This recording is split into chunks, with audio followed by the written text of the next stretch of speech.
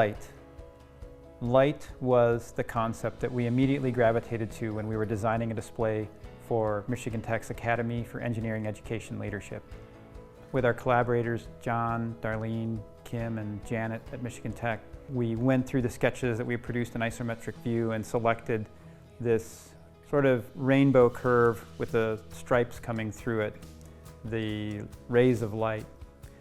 And that ended up being sort of a play for how it would sit in the space. So we went to a 2D mock-up in Photoshop, and there we explored what kinds of plaques we could employ to fill in. When you're starting with only 2 inductees, we added additional imagery to the display to flesh it out.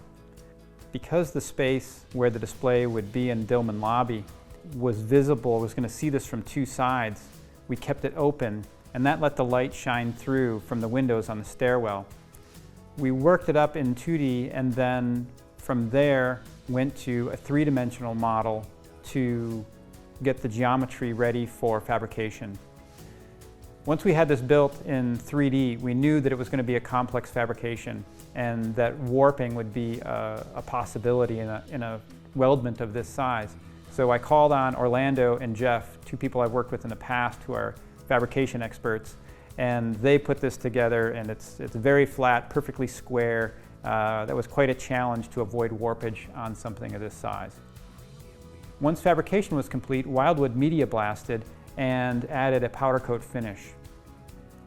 Once the coating was complete through the ovens, Industrial Graphics took the display, assembled it, and then performed the installation on site in Dillman Hall.